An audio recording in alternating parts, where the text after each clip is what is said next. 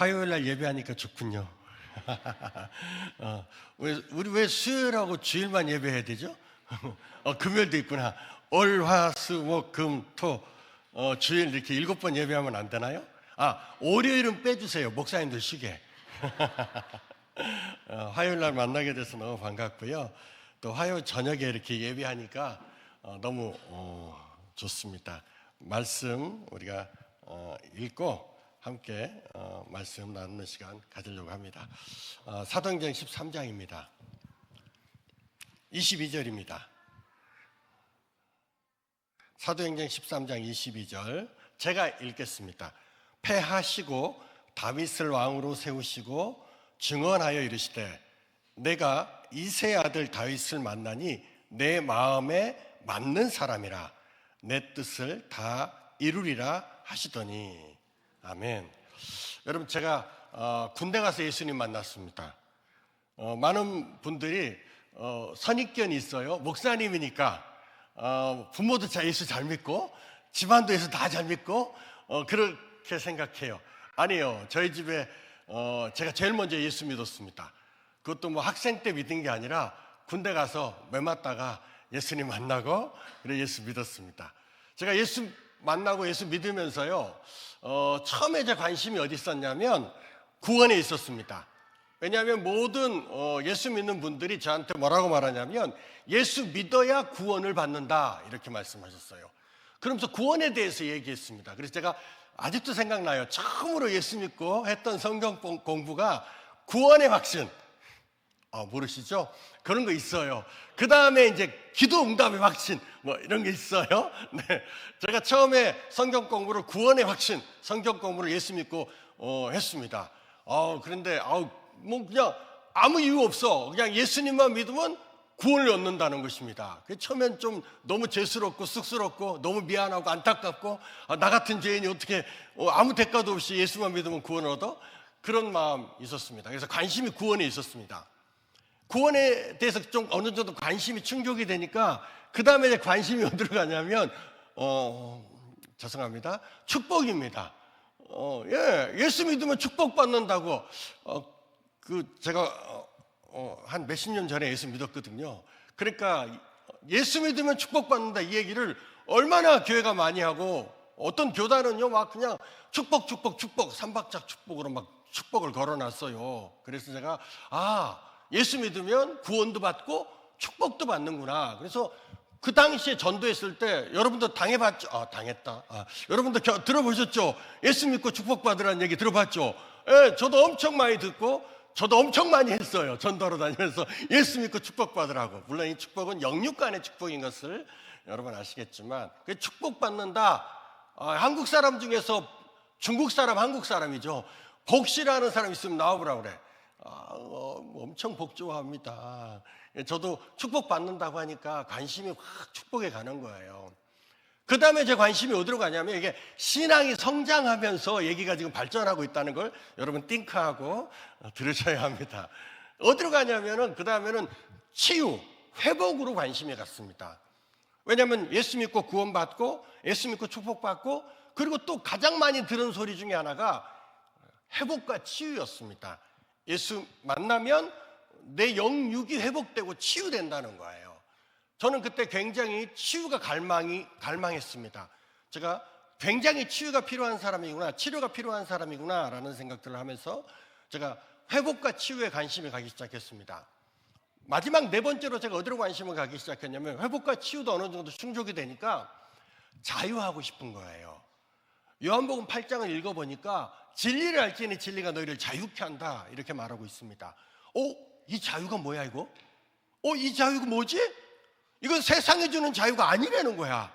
물질이 주는 자유가 아니고 건강이 주는 자유가 아니고 이건 환경이 주는 자유가 아니라는 거야. 그럼 이 자유가 뭐지? 제가 굉장히 자유에 대해서 관심을 갖기 시작했고 나도 예수 만나고 그리고 자유하고 싶다. 이 모든 것으로부터 자유롭고 싶다라는 생각을 갖기 시작했습니다. 이렇게 자유를 갈망하며 제가 신앙생활을 오랫동안 했습니다. 그러던 어느 날 자유에서 끝나야 되는데요, 제가 신앙이 성장하면서 생각해 봤습니다. 여러분, 그리스도인들은요, 생각하는 사람입니다. 그래서 제가 항상 think라고 얘기하는 거예요. 제가 영어도 좀 합니다. 저를 처음 보시는 분이 있을 줄 몰라요. 아무튼 시간이 없어서 제가 오리엔테이션 안 하고 바로 설교하는 거예요. 제가 생각해 봤어요. 그리스도인은 생각하는 사람입니다. 생각해 봤어요. 자유다움은 뭘까? 근데 어떤 생각이 딱 들어오냐면, 왜 내 중심인가? 이런 생각이 들었습니다. 생각해 보니까 관심이 나야. 나의 구원, 나의 회복, 나의 치유, 나의 축복, 내가 자유하고 싶은 것이었어요. 신앙에 성장하고 예수님을 인격적으로 만나니까 이 관심이 나에게 집중되어 있었다는 걸 제가 뼈저리게 알기 시작했습니다. 그러면서 제가 은혜가 되고 믿음이 되고 성령이 임하시니까 관심이 하나님께로 다시 돌아가기 시작하는 거예요. 나에게만 관심을 가졌던 제가 오랜 시간 끝에 제가 믿음의 과정을 거치면서 내 시선을 하나님께 두기 시작했습니다. 그래, 나만 기쁘고 나만 즐겁고였구나. 내 가족, 내 교회만 이렇게 생각했고, 하나님이 이뻐하시는 거, 하나님 원하시는 거, 하나님 즐거워하시는 거, 이런 거 한 번도 생각을 안 해봤다, 이런 생각이 딱 드는 거예요. 그러면서 처음으로 제가 이걸 패러다임 시프트라고 합니다. 사고의 전환이 딱 왔어요. 하나님께로 제 사고의 전환이 오기 시작했어요. 그럼 하나님이 원하시는 게 뭘까? 하나님이 기뻐하시는 것이 뭘까? 제가 이걸 찾기 시작했습니다. 이걸 찾다 보니까 제 안에 한 가지 소망이 생겼습니다. 하나님이 기뻐하시는 일을 찾다 보니까 한 가지 소망이 생겼어요. 무슨 소망이 생겼냐면, 나도 이제 하나님 마음에 드는 사람 되고 싶다, 이런 소망이 딱 생겼습니다. 이걸 다른 말로 말하면, 나도 하나님의 마음에 합당한 사람 되고 싶다. 하나님께 자꾸 관심을 갖다 보니까 사고가 딱 바뀌면서 나도 하나님 마음에 합한 사람 되고 싶다라는 마음이 딱 들었습니다. 그래서 제가 하나님의 마음에 합한 사람, 그게 뭘까? 제가 고민하면서 하나님 앞에 기도하기 시작했습니다. 그런데 금방 바로 낙심하고 근심하기 시작했습니다. 하나님의 마음에 합한 사람, 제 안에 어떤 마음이 들었냐면, 될 수 없다, 나는. 그런 생각이 들었습니다. 이게 근심이, 낙심이 절망으로 딱 바뀌었습니다. 소망이요, 순식간에 절망이 돼요.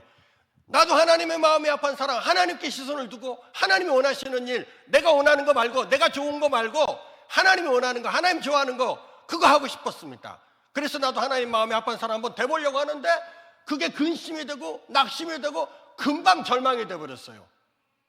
왜 절망이 된 줄 아십니까? 소망이 절망되는데 일주일도 안 걸렸습니다. 왜 절망으로 바뀐 줄 아십니까? 죄 때문에 그래요. 죄.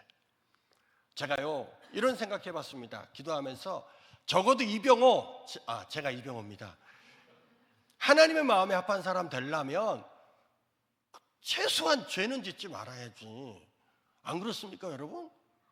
뻔뻔스럽게 날마다 순간마다 밖에 나가 마음과 생각과 입술로, 몸으로 범죄하고 눈으로 범죄하면서 하나님 마음에 합한 사람 되고 싶어. 이거 얼마나 가증스럽습니까? 그러니까 제 안에 어떤 마음이 딱 들었냐면, 그렇다, 하나님의 마음에 합한 사람 되기 위해서는 죄는 짓지 말아야지, 이런 마음이 딱 들더라고요.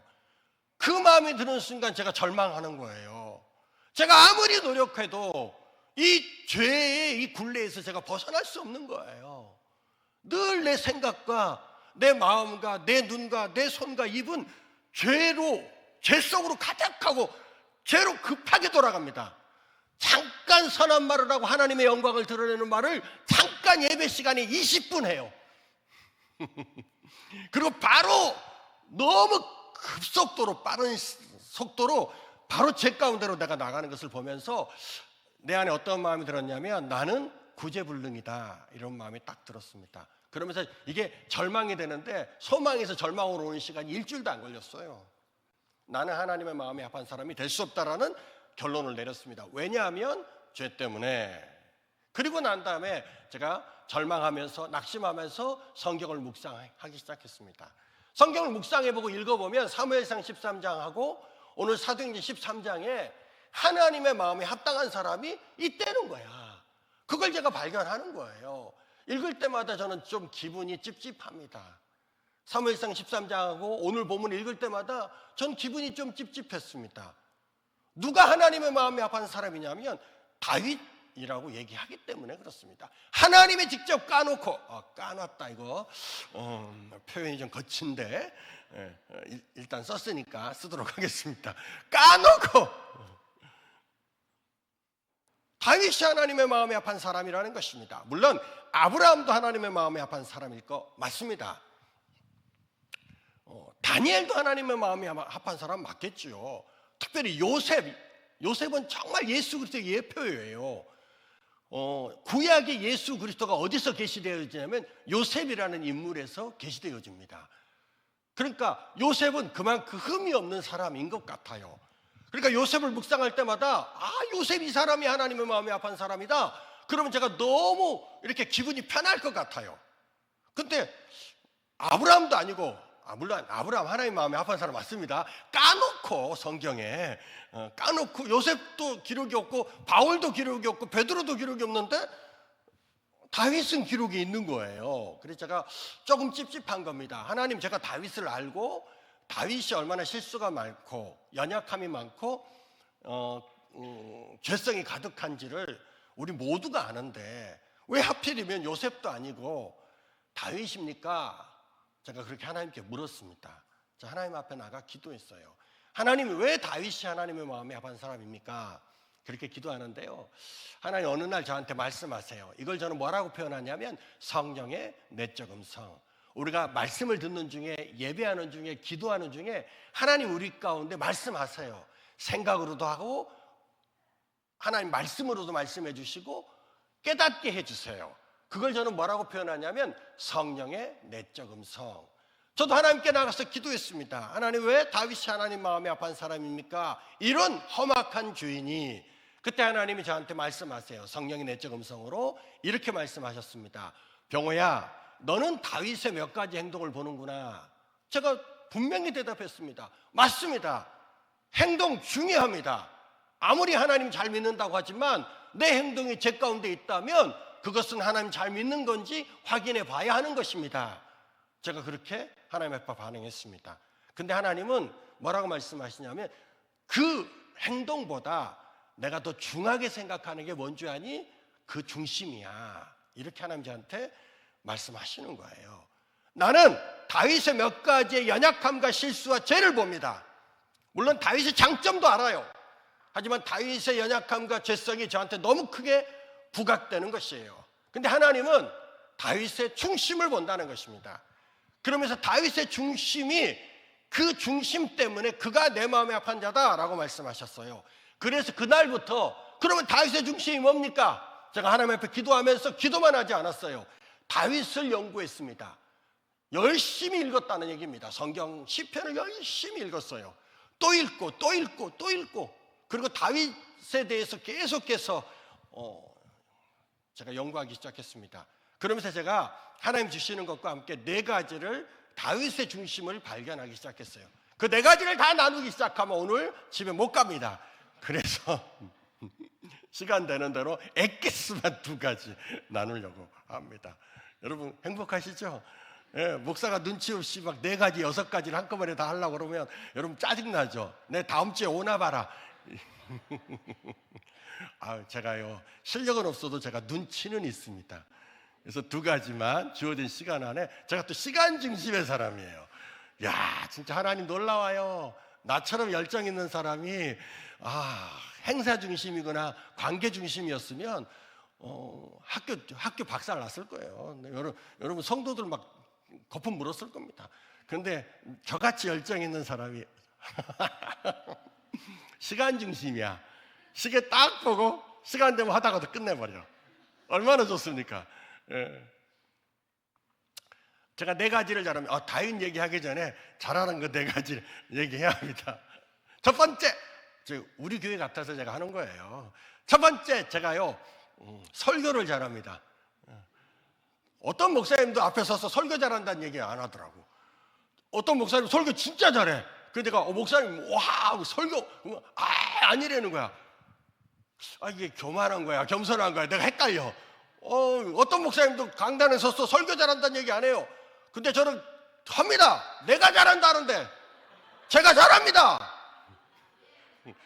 두 번째, 저는 강의도 잘합니다. 마이크 잡은 폼을 보세요. 강의 열심히 폼이 나죠. 열심히 하면 폼이 나죠. 제가 강의도 잘합니다. 제가 세 번째, 영어도 잘합니다. 그래서 제가 놀라운 영어를 하거든요. 마지막 네 번째, 교만하기까지 합니다. 토하고 싶은 분은 나가서 토하고 오세요. 저 때문에 여러 사람 토했습니다. 어떤 대학생 집회 갔는데 어떤 형제는 저 들으라고 어우 재수 없어 그러는 거예요. 제가 재수가 좀 없어요. 그래서 어떻게 해요? 이게 제 스타일이니까 스타일대로 하는 거죠. 그래서 제가 시간 딱 맞춰서 끝내드리도록 하겠습니다. 두 가지인데요. 이게 엑기스입니다. 다윗이 왜 하나님의 마음에 합한 사람이냐면, 첫 번째, 다윗은 어떠한 경우에도 예배를 멈추지 않아요. 지금 이게 화요일날 우리가 화요 예배로 모였기 때문에 제가 여러분을 축복하기 위해서 이 말씀 가지고 온 거예요. 다윗은요, 어떠한 경우에도 예배를 멈추지 않아요. 이건 정리해보면, 결론적인 얘기로 얘기해보면, 누가 하나님의 마음에 합한 사람입니까? 죄짓지 않고 거룩하고 성결한 사람? 이 세상에 한 명도 없어요. 그걸 하나님이 알까요, 모를까요? 아세요. 그래서 죄짓지 않고 깨끗하고 성결한 자가 내 마음에 합한 자라고 말하지 않는 거예요.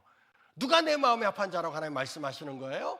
다윗처럼 예배를 멈추지 않는 사람, 여러분처럼 예배를 멈추지 않는 사람, 이 사람이 하나님의 마음에 합한 사람이다라고 말씀하고 있는 것입니다.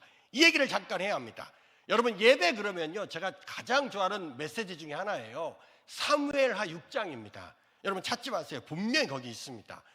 사무엘하 6장을 보면 여러분 다 아는 내용이에요. 신앙생활 한 2년만 했으면 벌써 다 알아요. 이 화요 모임에 화요 이 집회에 나올 정도면 신앙생활 좀 하신 분들일 가능성이 높아요. 뭐 초신자도 물론 있을 수 있겠죠.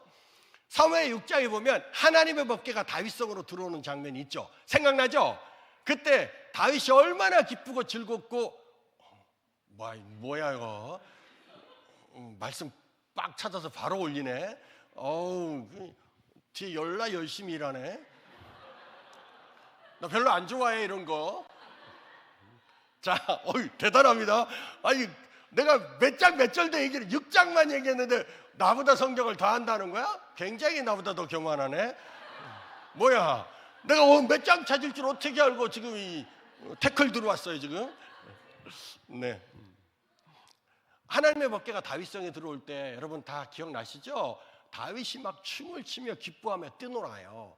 이걸 제가 굉장히 좋아합니다. 저도 예배할 때 막 찬양하면서 어떨 때는 막 다윗처럼 춤을 추며 뛰놀며 예배하고 싶은 그런 충동이 많습니다. 그렇게 또한 예배도 제가 많이 열심히 드렸던 기억이 있습니다. 지금도 그러고 싶습니다.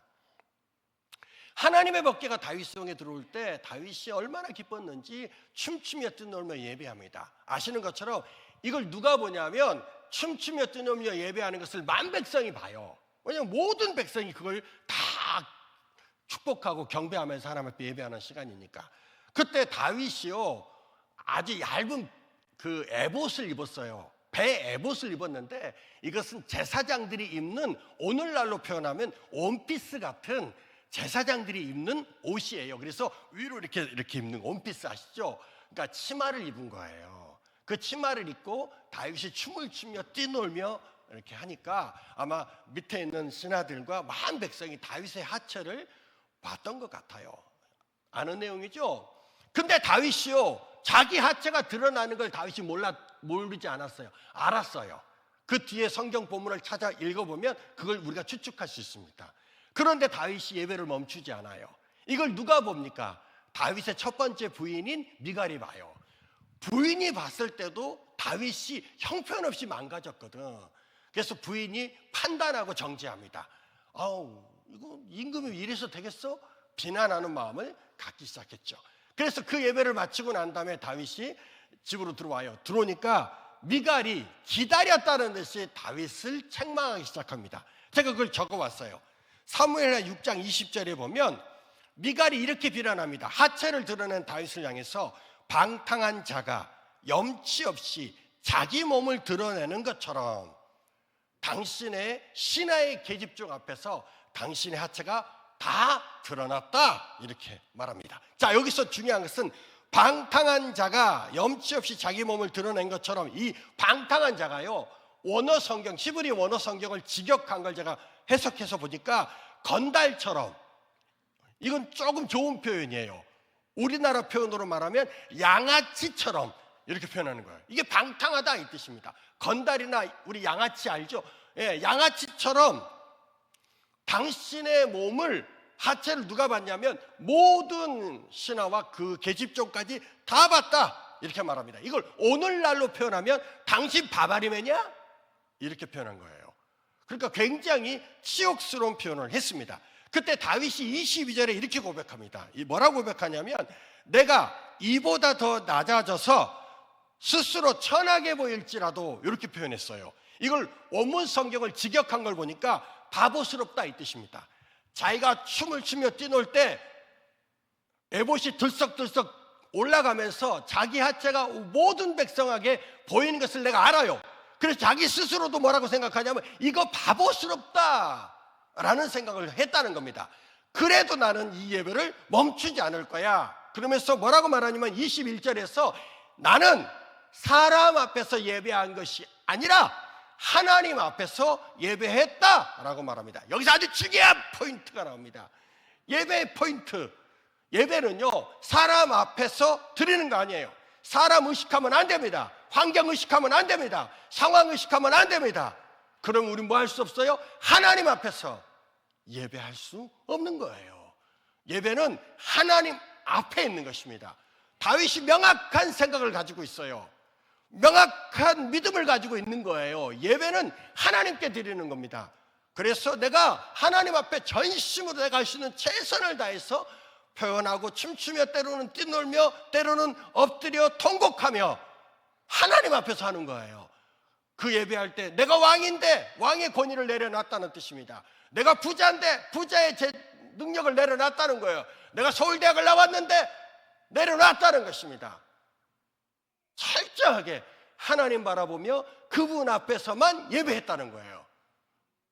그러면서 뭐라고 말하냐면, 내가 바보스럽게 보일지라도 나는 이 예배를 절대로 멈추지 않을 거야 라고 말해요. 제가 이 말씀을 보면서 큰 깨달음이 왔습니다. 아하, 다윗이 자기의 하체가 드러날 때까지 예배하면서 하나님 앞에서 그 하나님을 높이고자 하는 그 중심을 부인까지 비난하고, 수많은 백성들도 왕이 왜 하체를 드러내고 저래? 부끄러움도 모르나? 판단하고 정죄했을지 몰라요. 수많은 백성들이 그렇게 했을 겁니다. 신하들도 그렇게 했을지 몰라요. 그렇지만 하나님은 그 다윗의 중심의 예배를 받으시는 거예요. 그리고 누가 내 마음에 합한 자라고 말씀하시냐면, 예배하는 사람, 다윗 같은 사람, 이렇게 얘기하시는 거예요. 제가 엄청 도전이 됐어요. 어떠한 경우에도 예배를 멈추지 않고 하나님 앞에서 자기가 할 수 있는 최선을 다해서 예배하는 그 모습, 모든 사람이 비난하고 정죄하고 조롱할지 몰라도 하나님은 받으시는구나 라는 생각을 하기 시작했습니다. 그러면서 제 안에 절망에서 소망으로 또 금방 바뀌어요. 바로 소망으로 왔어요. 나도 그렇게 예배할 수 있을 것 같아요. 저도 예배 엄청 좋아하거든요. 나도 하나님의 마음에 합한 사람 될 수 있겠네 라는 생각을 하기 시작했습니다. 두 번째, 다윗의 중심이 뭐냐면요, 다윗은요, 하나님이 어떠한 분인지 그분의 그분 되심을 절대로 부정하지 않아요. 굉장합니다. 이걸 제가 이렇게 표현합니다. 하나님의 주권을 절대로 부정하지 않아요. 하나님의 하나님 되심을 다윗은 절대로 부정하지 않아요. 하나님의 주 되심, 주인 되심을 다윗은 철저하게 인정합니다. 어떠한 경우에도, 어떠한 고난이 와고, 어떤 환난과 핍박과 조롱이 와도, 그래도 다윗은 이렇게 말합니다. 하나님은 내 하나님 맞습니다. 사람 때문에, 환경 때문에, 건강 때문에, 재정 때문에 하나님을 부인하는 일이 없어요. 부정하는 일이 없어요. 그걸 하나님이 기뻐하시는 거예요. 다윗 너 이렇게 어려운데 그래도 내가 네 하나님 맞아? 다윗이 이를 갈며 맞습니다 이러는 거예요. 갑자기 맹구 소리가 나왔어요. 예. 저 이런 경험이 있어서 그래요. 예. 제가 좀 더 설명할 거예요.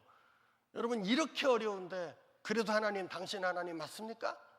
그럼 여러분, 그런 위기 중에, 고난 중에 그래도 하나님, 내 하나님 맞아, 이런 고백 해보셨습니까? 해본 사람만 이 마음 압니다.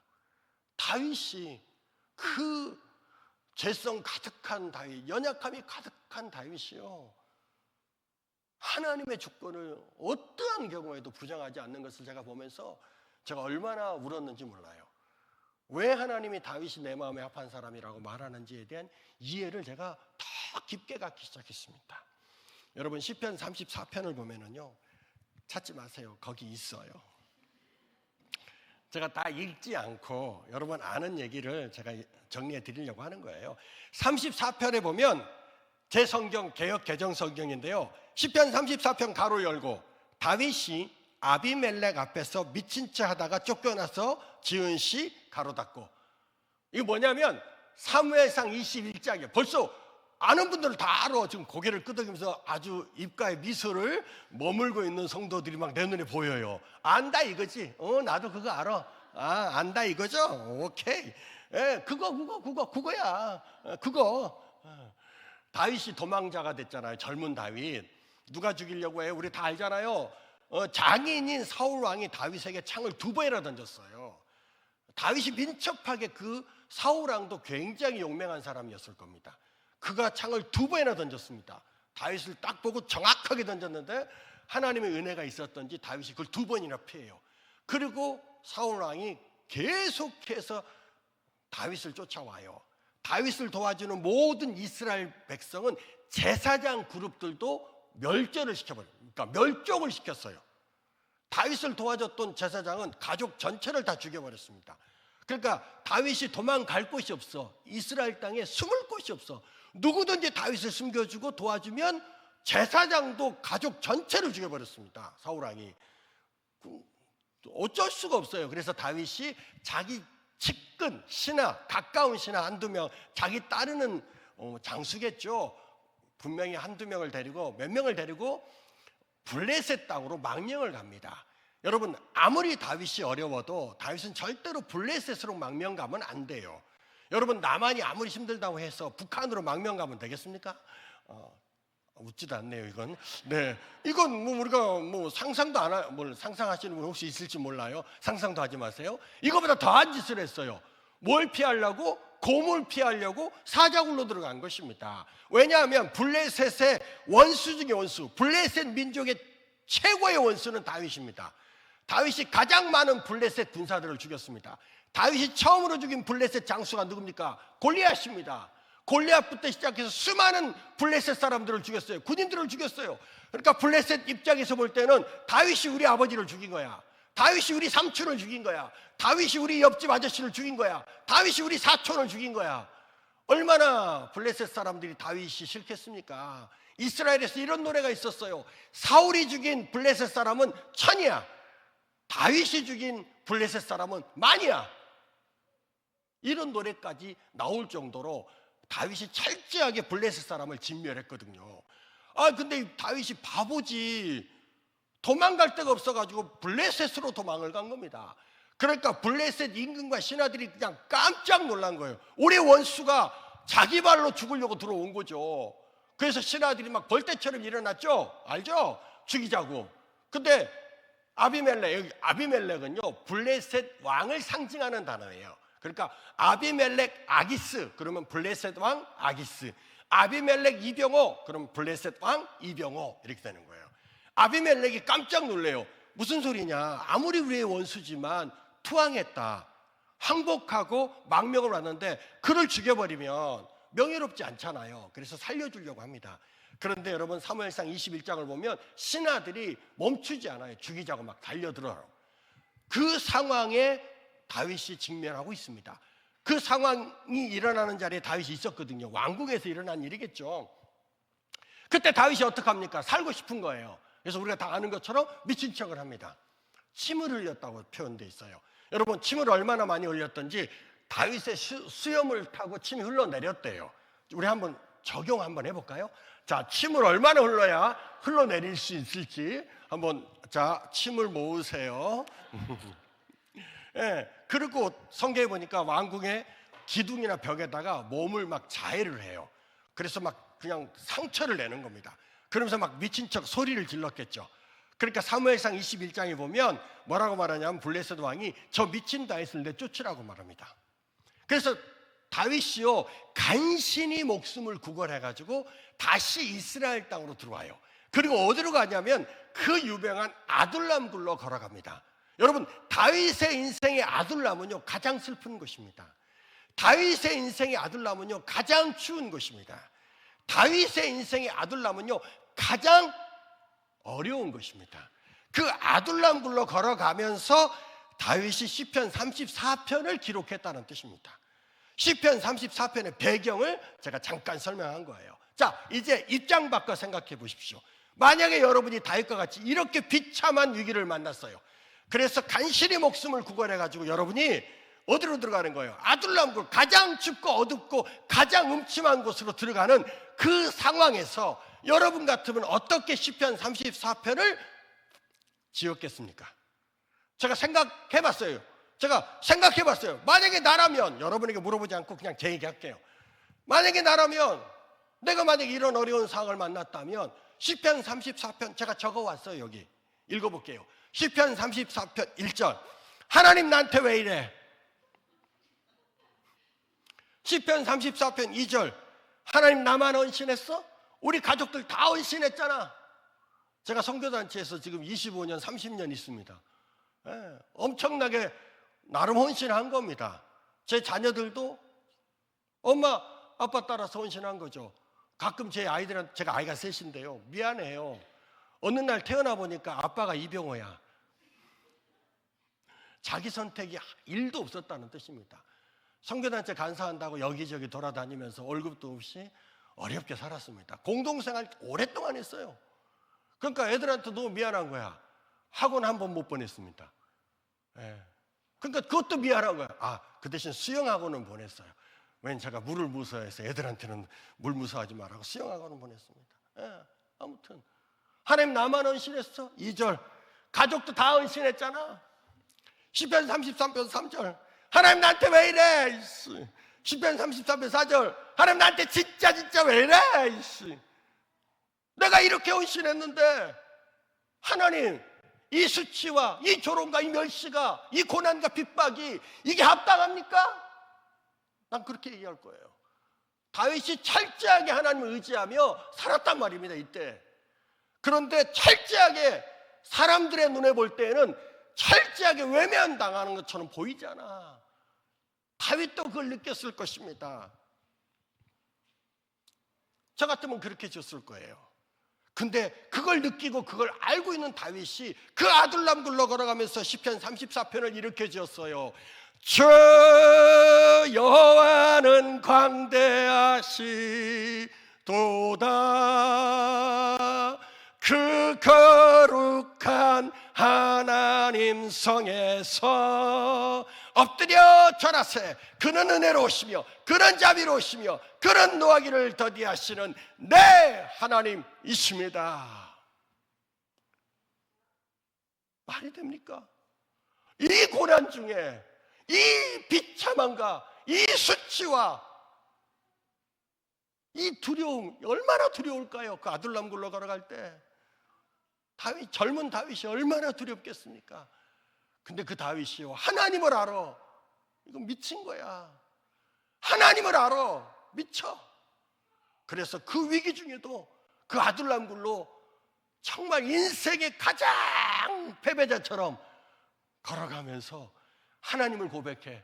그래도 하나님, 내 하나님 맞습니다 라고 하는 하나님의 하나님 되심, 하나님의 주권, 하나님의 주 되심, 주인 되심을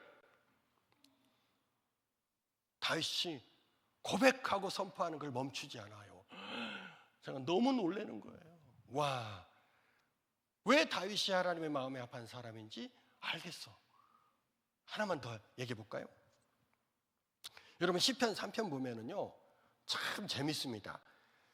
지금 시편 34편은요 다윗이 젊을 때 얘기예요. 그죠? 왕이 되기 전에 한참 사울 왕에게 쫓겨다닐 때 아주 젊었을 때입니다. 여러분 시편 3편은요 다윗이 아주 늙었을 때예요. 그래서 이제 죽음을 앞두고 있는 노년의 다윗입니다. 그 다윗에게 어떤 일이 일어났냐면 시편 3편 제가 읽을게요. 시편 3편 가로 열고 다윗이 그 아들 압살롬을 피할 때에 지은 시 가로 닫고. 이게 시편 3편의 배경입니다. 뭡니까? 사무엘하 15장에 낱낱이 기록되어 있어요. 압살롬이 누굽니까? 다윗의 친아들입니다. 그 다윗의 친아들 압살롬이 아버지 다윗을 죽이고 왕위를 찬탈하려고 반역을 일으키, 역모죠, 역모. 그래서 다윗이 어떡합니까? 한국 속담, 한국말로 표현하면 신발도 신지 않고 버선발로 도망을 가는 겁니다. 도망갈 때 수많은 사람들이 다윗의 원수가 있었어요. 다윗이 평생 전쟁을 했기 때문에 다윗의 원수가 많았다는 것을 여러분 이해해야 합니다. 그래서 다윗이 뭐라고 성경에서 말하냐면 내 원수가 내 머리털보다도 많소이다 이렇게 말했어요. 이건 과장된 표현이 아닙니다. 다윗이 평생 전쟁을 했어요. 블레셋과도 전쟁했지만 이스라엘 땅 안에서도 여러 장수들, 여러 상황들을 만나며 여러 사람들을 죽였습니다. 오직하면 하나님이 너의 그 피 묻은 손으로 성전 건축하는 것을 허락하지 않겠다고 할 정도, 성전을 건축할 수 없을 만큼 손에 피를 많이 묻힌 사람이 다윗이에요. 그 인생이 그렇게 행복하지 않았을 겁니다. 그 다윗이 도망을 갈 때 그 원수들이 다윗을 향해서 조롱하고 멸시하는 그 장면, 그때 다윗이 뭐라고 고백하는지 보세요. 제가 한번 읽어볼게요. 시편 3편 1절 여호와여, 지금 압살롬을 피해서 도망가면서 지은 시예요. 여호와여 나의 대적이 어찌 그리 많은지요. 일어나 나를 치는 자가 많으니이다. 무슨 뜻이야? 자식도 나를 죽이려고 달려듭니다, 이 뜻입니다. 2절 많은 사람이 나를 대적하여 말하기를. 여기서 많은 사람은 다윗의 원수입니다. 다윗을 싫어하는 사람이에요. 그 사람들이 도망치는 나를 바라보면서 대적하여 말하기를 하나님께 구원을 받지 못한다 하나이다. 여기서 아주 중요한 포인트가 뭐냐면 다윗이 가장 싫어하는 단어가 나왔다는 뜻입니다. 원수가 알아요. 다윗이 무엇을 싫어하는지 알아요. 여러분 다윗이 가장 싫어하는 단어, 문장이 뭔 줄 아십니까? 넌 죽을 거야. 넌 왕의 권위에서 쫓겨날 거야. 너의 모든 재산은 다 잃을 거야. 아니에요. 다윗이 가장 싫어하는 말은요, 왕의 권세도 아니고 재물도 아니고 생명도 아니었어요. 다윗이 가장 싫어하는 말이 뭐냐면 하나님과의 관계가 끊어졌다, 이 말이었습니다. 하나님의 구원을 받지 못한다. 다윗이 가장 싫어하는 말을 비수처럼 꼽는 거예요, 원수가. 그 말을 들으면서 다윗이 얼마나 노년에 아들을 피해서 초라하게 도망을 갑니까? 그것까지가 2절이에요. 그리고 2절과 3절 사이에 단어 하나가 빠져 있었습니다. 제가 모든 성경에서 정확하게 얘기했죠. 히브리 성경, 영어 성경, 중국 성경, 몽골 성경, 모든 성경에서 제가 확인을 했어요. 이 단어가 있었습니다. 유일하게요, 개역 개정만 빠져 있어요. 표준 세번역에도 있어요. 단어 하나가 빠졌어요. 2절과 3절 사이에 단어 하나가. 제가 어떤 집회에 가가지고 2절과 3절 사이에 단어 하나가 빠졌다. 뭡니까? 그랬더니 한 형제가 손을 딱 들더니 셀라 그러는 거예요. 네네네네, 그거 아닙니다. 2절과 3절 사이에 빠진 단어 하나가 뭐냐면 그러나라는 단어입니다. But, B-U-T, 그러나, 이 단어가 들어가야 합니다. 그래야 이 말씀이 온전한 이해를 가질 수 있게 해줘요. 제가 읽어볼게요. 그러나를 넣고 여호와여 나의 대적이 어찌 그리 많은지요. 일어나 나를 치는 자가 많으니이다.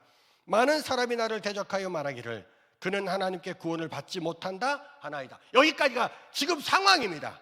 지금 현실이에요. 그러나 여호와는 나의 방패시며 나의 영광이시오 나의 머리를 드시는 자신이다 라고 고백합니다. 여러분 지금 다윗의 상황이나 환경이나 감정이 변했습니까? 하나도 환경과 상황과 감정은 변하지 않았어요. 여전히 최악입니다. 그러나 내 상황과 환경과 감정과 상관없이, 그러나 하나님은 나의 능력, 하나님은 나의 목자, 나의 생명, 나의 환난 날의 피난처, 나의 산성, 나의 방패, 나의 선한 아버지십니다 라고 하는 아버지, 하나님의 하나님 되심을 고백하는 거예요. 이게 얼마나 놀라운 일입니까? 노년에 자식이 반란을 일으켜서 허겁지겁 도망가면서 얼마든지 불평할 수 있고 원망할 수 있고 얼마든지 다양한 메시지를 전할 수 있는 그 다윗이 아무 말도 하지 않아요. 도망가면서 그러나 하나님은 나의 능력, 하나님 나의 생명, 하나님 나의 환난 날의 피난처, 하나님 그래도 내 하나님 맞습니다 라고 하는 하나님의 하나님 되심을 고백하는 거예요. 하나님의 주권을 인정하고 하나님의 주인 되심을 인정하는 것입니다. 누가 하나님의 마음에 합한 사람입니까? 죄짓지 않고 깨끗하고 성결한 사람? 그렇다면 이 세상에 한 명도 없을 것입니다. 하나님 그래서 깨끗한 자, 죄짓지 않는 자가 내 마음에 합한 자라고 말씀하지 아니하시고, 누가 내 마음에 합한 자, 어떠한 상황에도 어떠한 감정 가운데에서도 하나님의 하나님 되심을 인정하는 그가 내 마음에 합한 사람이다 라고 하나님 말씀하신다는 것입니다. 제 안에 또 소망이 생겼어요. 나도 하나님의 마음에 합한 사람이 될 수 있겠구나. 근데 정말로 다윗의 장점이 뭔 줄 아십니까? 일정하다는 거예요. 시편 34편은 다윗이 젊었을 때입니다. 시편 3편은요 다윗이 아주 노인, 늙었을 때예요. 젊었을 때부터 늙었을 때까지 수십 년의 시간이 있었을 거예요. 수많은 상황과 환경과 여러 가지 사건들을 만났을 것입니다. 그렇겠죠? 그렇지만 다윗이 끝까지 하나님의 하나님 되심을 포기하지 않은 일정함이 있는 거예요. 아하, 다윗이 누구를 안다? 하나님을 아는 사람이구나 라는 것을 깨닫기 시작하는 겁니다. 아하, 하나님의 마음에 합한 사람이 누구인지에 대한 이해가 더 깊어지기 시작하는 것이죠. 자, 시간 됐습니다. 결론입니다. 결론은요, 예배하는 사람, 또 하나님의 하나님 대신 하나님의 주권을 포기하지 않는 사람에게 주시는 하나님의 축복입니다. 끝까지 예배하고 끝까지 하나님의 주권을 포기하지 않는 자에게 주신 하나님의 축복을 저는 이렇게 표현하고 싶습니다. 형통으로 표현하고 싶습니다. 제가 형통이라는 단어 자주 쓰거든요. 형통입니다. 성령 충만의 현상 중에 하나가 형통이거든요. 형통이 뭐냐면 지금 이 세상에서는 형통 그러면 하는 일마다 잘 되고 어려운 일을 만나지 않고 아무튼 돈 많이 벌고 이런 걸 형통이라고 말하잖아요. 그런데 성경에서 말하는 형통은 돈 많이 벌고 하는 일마다 잘 되고 어려운 일 만나지 않고 직장 따박따박 들어가고 이거 아니에요. 성경에서 말하는 형통은요, 원래 오리지널 의미, 뜻은 이기다, 건너뛰다, 뛰어넘다 라는 뜻을 가지고 있습니다. 그러니까 형통은 뭡니까? 어려운 일을 만나지 않는다, 하는 일마다 잘 된다, 이거 아니에요. 성경에서 말하는 형통은 어려운 일을 만난다. 기분 나쁘죠? 하는 일이 안 될 수도 있다. 건강에 문제가 생길 수도 없다? 아니야, 있다. 그렇지만 예배하는 사람, 하나님의 하나님인 것을 고백하는, 하나님 주권을 고백하는 사람은 그걸 이기고 뛰어넘고 건너뛴다.